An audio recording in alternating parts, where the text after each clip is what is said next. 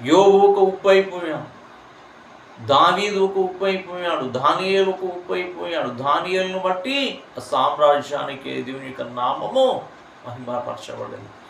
యోసేపు ఒక ఉప్పు కదా, యోసేపు కూడా వెలుగు, ఉప్పు.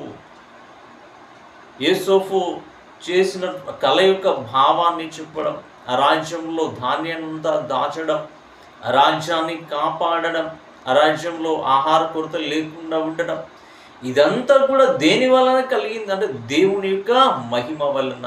దేవుని యొక్క మహిమ వలన అంటే ఇదంతా కూడా దేవుని యొక్క నామానికి మహిమకరంగా జరిగింది కదా. అంటే దేవుని యొక్క నామము ఘనపరచబడింది ఐగుప్తులో. దేవుని యొక్క నామము ఘనపరచబడింది అంటే నువ్వు ఎక్కడ ఉన్నా సరే నువ్వు వెలుగై ఉండాలి, ఉప్పై ఉండాలి. అప్పుడు దేవుని నామము నీ ద్వారా మహిమపరచబడుతుంది. ఆదాము హవ్వల మొదటి సంతానం మనం గమనించినట్లయితే కయ్యూను, హేబేలు. హేబేలు సత్క్రియ చేశాడు, దేవుడు అతని యొక్క ఏం చేశాడు, ఫలాన్ని అతను అర్పించినటువంటి అర్పణను అంగీకరించి. కానీ కయ్యూని యొక్క అర్పణను అంగీకరించలేదు. ఎందుకంటే సత్క్రియ వలన హేబేలును అంగీకరించాడు, కానీ సత్క్రియ చేయలేదు కాబట్టి కయ్యూని యొక్క అర్పణను అంగీకరించలేదు. నీవు నేను కూడా అంతే.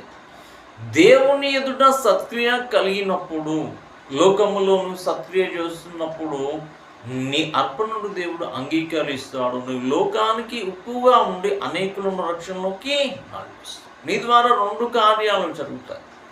ఒకటి, నీ సత్క్రియ వలన లోకములో దేవుని నామానికి మహిమ కలుగుతుంది, అనేకులు రక్షణలోకి నిన్ను బట్టి రావడానికి అవకాశం.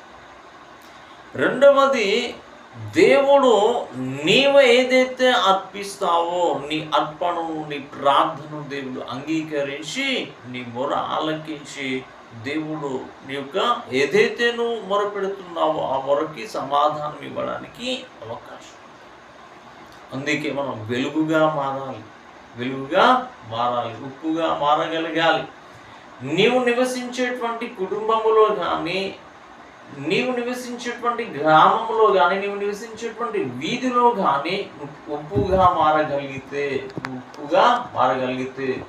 అనేకుల యొక్క అవసరతను తీర్చగలవు, అనేకుల ఆత్మీయ దాహాన్ని నువ్వు తీర్చగలవు, అనేకుల యొక్క ఆత్మీయ దాహాన్ని తీర్చగలవు.